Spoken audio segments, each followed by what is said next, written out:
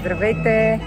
Намирам се в Болония, по-старинен градът на 100-те коли. Ето тези коли, които виждате зад мене, всъщност са останалите най-високи коли, които са в града. Тази по-високата се казва Синели и е 100 метра, а другата е била по-висока, обаче е тръгнала се накланя с годините и всъщност е трябвало да я съборят, за да не е опасно.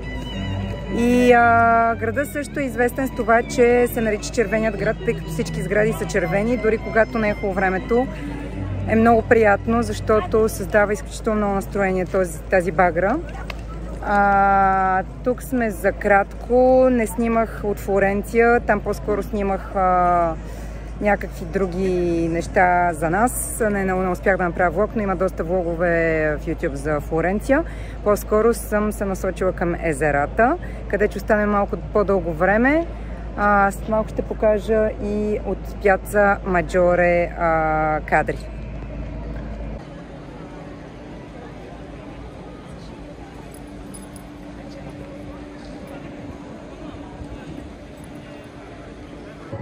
Сега ще ви покажа една много красива базилика, която се казва Сан Петронио. Много е хубаво тук в Болония. Аз лично ви препоръчвам да я посетите, с много ефтини полети има. И тук има много какво къде се обикаля. Модена, има музей на Ферари, има също родното място на Лучано Павароти, което е превърнато в музей.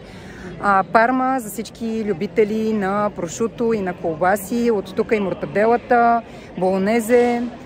Сутринта хапнах една лазаня болонезе, няма как просто. И Флоренция, разбира се, е близо. Това влакче, което виждате да тръгва бялото, казва се Сан Лука Експрес и е влакче, което ви води до едно величествено място, което се казва Мадона ди Сан Лука, светилище, храм. Невероятно красиво, снимали сме го и с дрон. Директно ви качва горе на хълма, има и доста така спортни натури, които го качват и пеша, и слизат пеша. Ако идвате в Болония, трябва да го посетите. Мадона ди Сан Лука.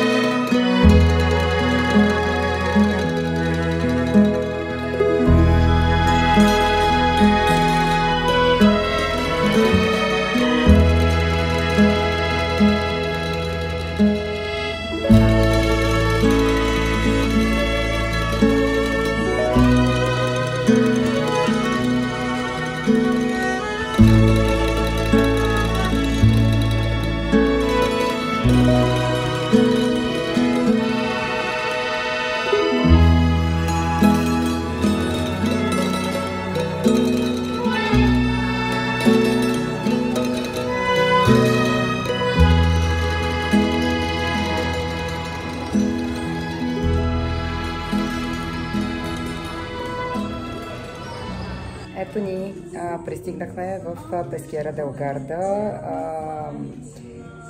32-33 градуса, но духа вятър и наистина усещането е като на море. Апартаментът е страхотен, изключително просторен е. На 5-10 минутки от самият център, който е много красив, и на около 15-20 минути е от плажовете, където може да се плува, да се почива. Много е близко и до тези автобуси, които пътуват всеки ден. Те са рейсчета, такива шатъри, които ходят до Канева, Уотър парк и до Гардаленд. Много бързо пристигнахме.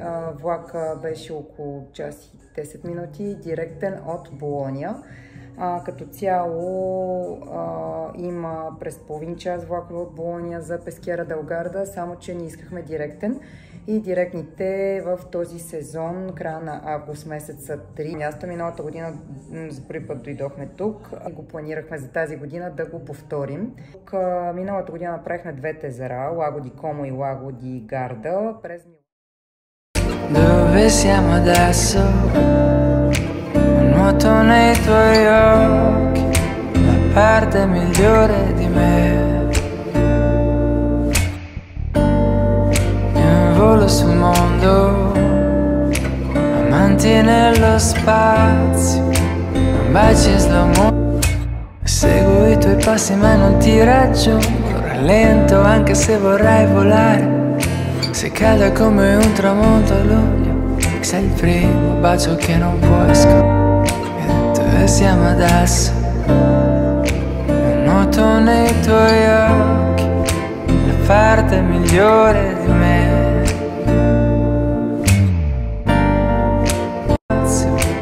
Baci in slow motion sul set.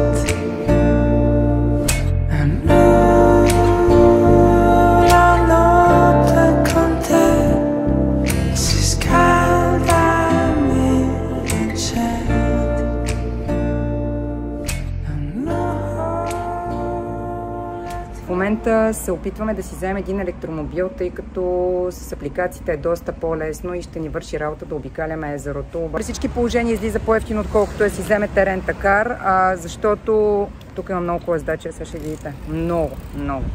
И въобще е място, където освен езерата за плуване, става и за походи, за хайкинг, за колездене. Има едно влакче, което ето там зад мене е пътя, която е за централната станция и оттам, нали, се взима всъщност и рейса, който е шатъла за Гардаленд, който е безплатен за всички посетители на града, както и за Канева водния парк. Навсякъде се чака по 90 минути за едно пускане. Хубавото е да се отиде след 4 часа, когато вече хората си тръгнали. Миналата година точно така направихме. Отидахме сутринта, бяхме там до към 11, качихме се на каквото успяхме, след което отидахме отново в 4. С един вход от един ден може да се влезне 2-3 пъти, слагат и печат на ръката и тогава вече нямаше хора и останахме до 9 часа и наистина си се насладихме на всичките влакчета без да чакаме. Въобще и за всякакви такива паркове, аз понеже много обичам тези лудите влакчета и си имам стратегия, т.е. първото, което правя е, че купувам винаги онлайн билети, защото на касата са по-скъпи и се чака отделно и за купуване. И примерно отиваме, да кажем, ако отваря в 10 парка, ние вече сме там в 10 без 15, да сме първи на решетките буквално. Влизаме и се изстрелваме на влакчетата, които са най-екстремните, защото на тях се чака най-много. Накаляме трите най-така интересни екстремни влакчета и вече на края на третото общо взето чакаме 30 минути, което е допустимо.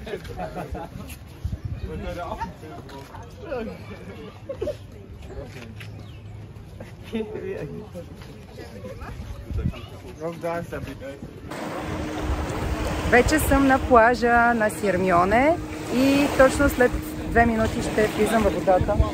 Има и по-хубави плажове, ама днес дойдохме на този, защото е толкова горещо, че не издържаме. Трябва да влезнем се изкъпваме 35 градуса. Като водата е топла, аз единственото езеро, в което съм се къпала, е Панчерево, като бях дете. Това е второто ми езеро през живота, в което ще се къпя. Много е топла водата, не мога да преценя колко, ама според мен е поне 30 градуса. Айде отивам да изплаша.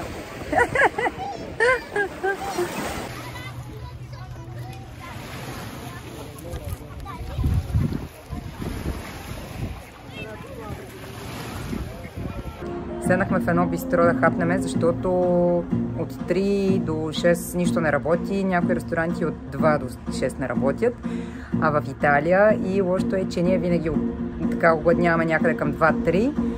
И винаги забравяме за този момент, така че тук успяха да ни нахранат все пак. Приготвиха ни едни салати, донесаха ни обичайните плата, които са с салами, с сирена, с един много хубав мармелад, който сервират винаги, когато се поръча сирене, тип кашкавал или пармезан. И хапнахме, много е приятно, много вкусно.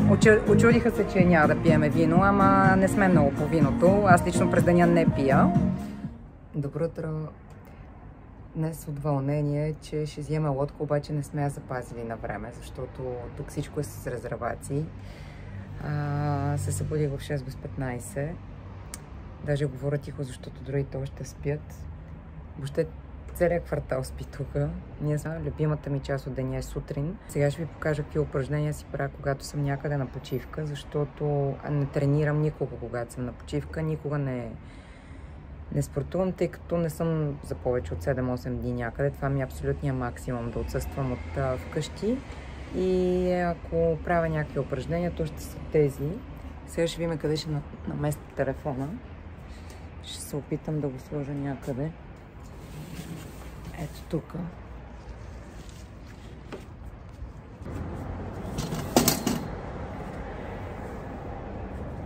Едно от нещата, което правя всяка сутрин, е гълтането на корема.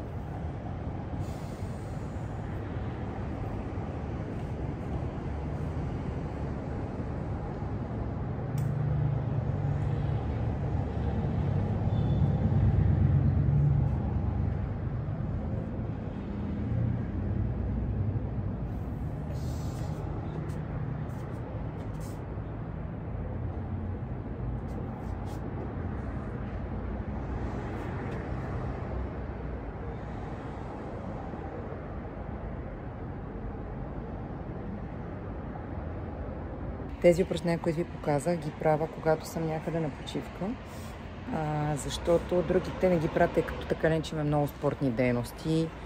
Плуване, ходене пеша, поне по 15 000 крачки на ден и, честно казано, не спортувам. Но първото упражнение е гълтането на корема. Аз го имам в интернет, как се прави в YouTube канала. Задължително го правя сутрин, като стана, след тоалетна, преди да пия вода и кафе. Не знам, дава ми страхотна енергия и работи за коремната стена и за перисталтиката, така че това ми е част от сутрешната рутина, след което това, което направих с издължаването с ръцете настрани, ми помага за гръбнака. Котешкия гръб и висенето надолу също помага за декомпресия на прешлените. Това го правя понякога и така след обяд, ако имам нужда, ако съм седяла на дълги опашки, тук седиме, понякога се налага, знаете, и за местата, където се влиза, има повече хора, така че след опашки, когато стоя права или на летището, задължително правя това висене.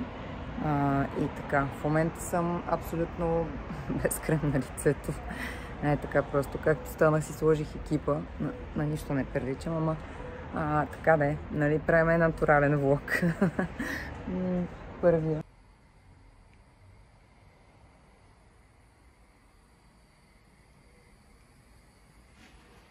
Вече си направих едно кафенце за мене.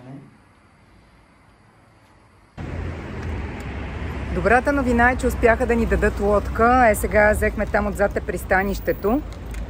Ходихме да я вземеме без да я запазваме, което е голям късмет.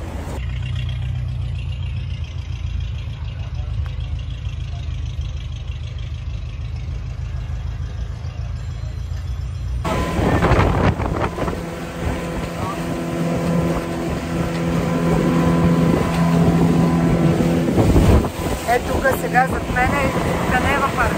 Е там.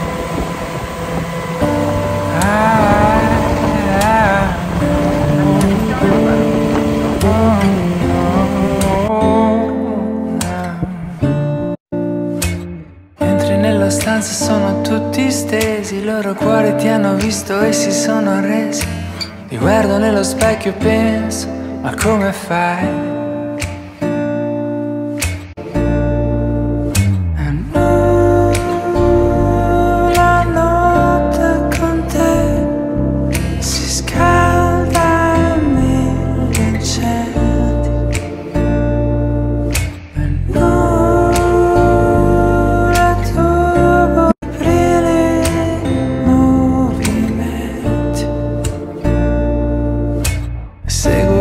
passi ma non ti raggiungo, rallento anche se vorrei volare.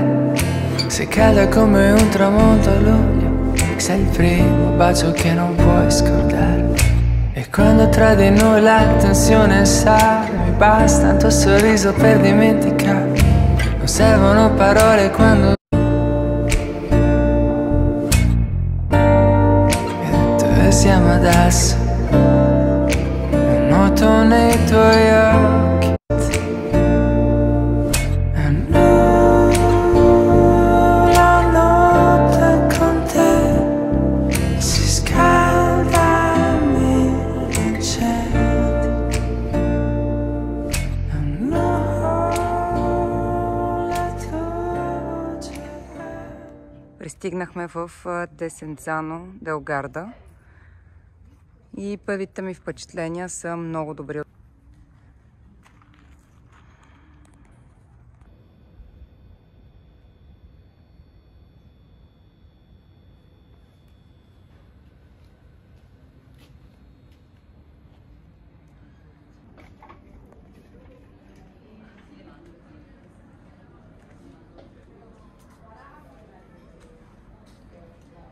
Това е за кучета и за котки.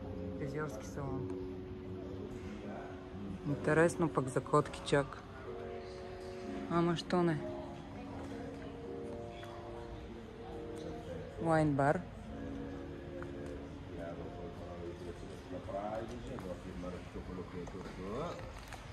И готин лаунч. Ma scusami, avendo il mondiale quest'anno qui a Peschiera, non dovendo andare Вина. di servire il codice Жестоко.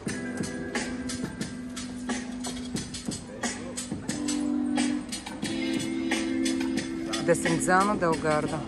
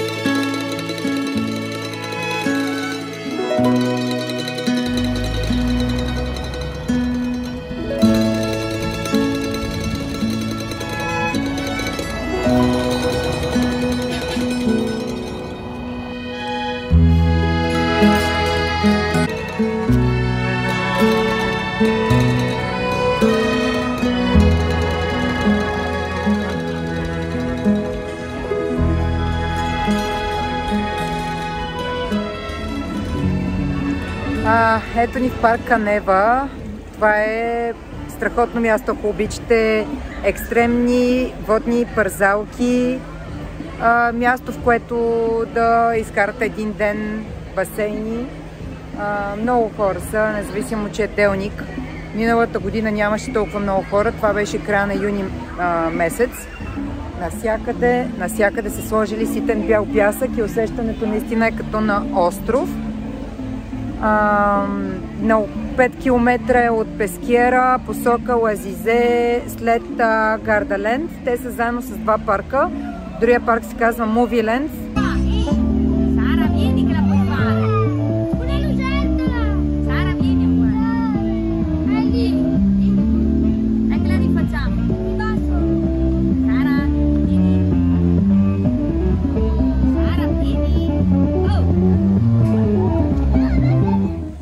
Днес ни е последната вечер, тъй като утре се прибираме и решихме за последна вечер да дойдем на разходка и на вечеря в Сирмионе.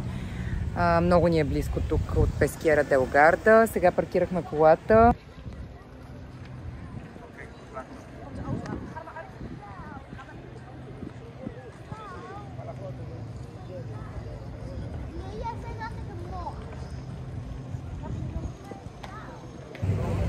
Сега ще заснема мястото, в което всички се нареждат за да гледат залеза на Сирмионе. Едното място ето тук, тъй като може да се седне, а другото място ето там на Кея, където всички са прави.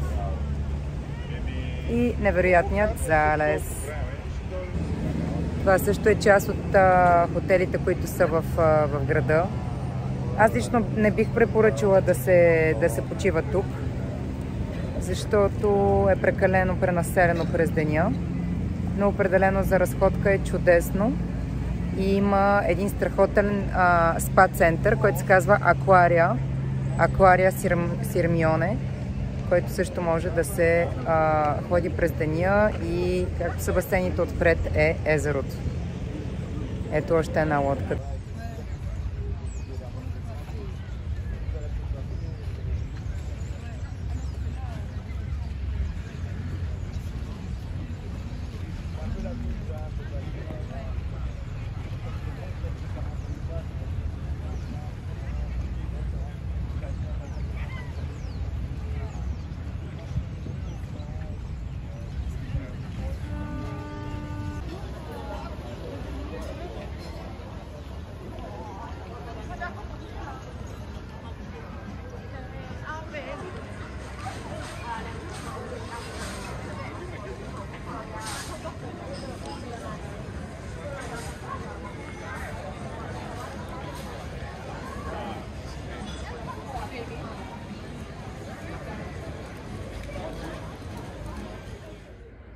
В момента съм на гарата на Пескера дел Гарда и ще се връщаме към Болония, откъдето ще си взимаме вечерта полета за България. Или днес да стигнем и до Модена, където много искам да отидем, тъй като там има също много за разглеждане, музея Лучано Павароти, неговата къща и съответно музея на Ферари. Има Модена и Маранело, не съм ходила на нито един от двата.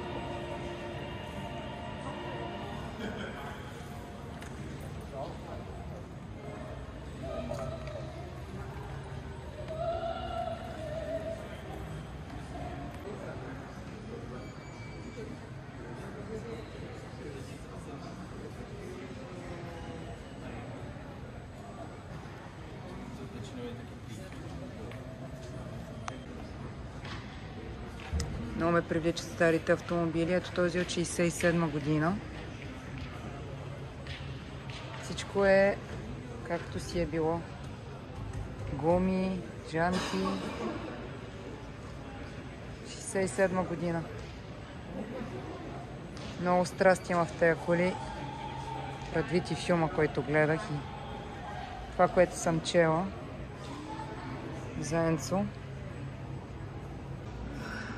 А това Ферари Берлинета е още по-старо, от 59-та година.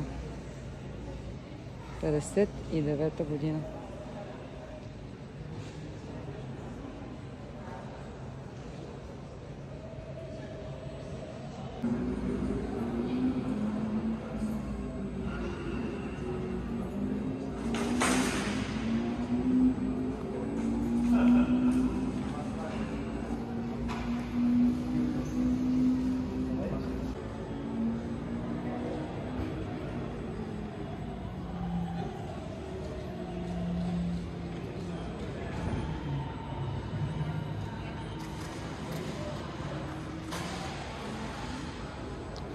В 2018 година аз очаквах, че е по-ново.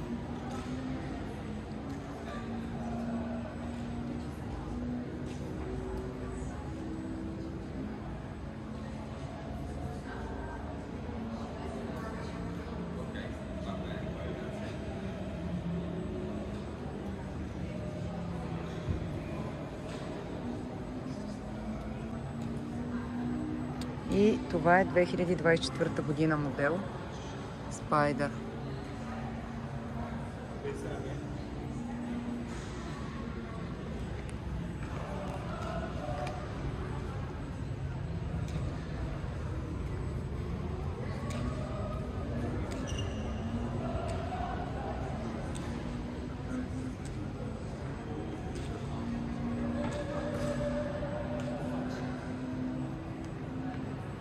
Това е последния модел.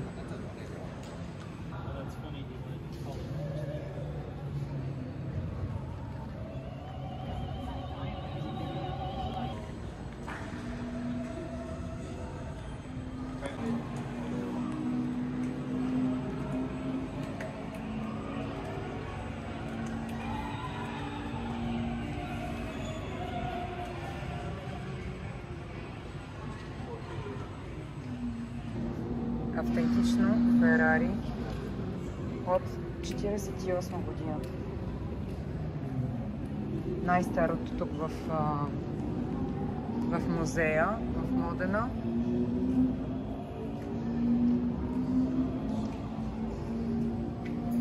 Аз се казвам Модена и ми направиха забележка, че било Модена. Пишете в коментарите дали знаете. Човека във влака ми каза, че е Модена. 48 година план.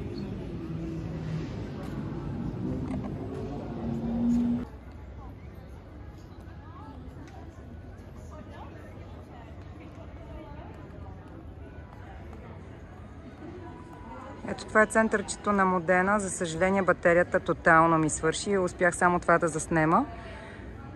Тяхната катедрала Дуомо. За съжаление нямам никаква батерия вече. И трябва да спирам с видеята за днес.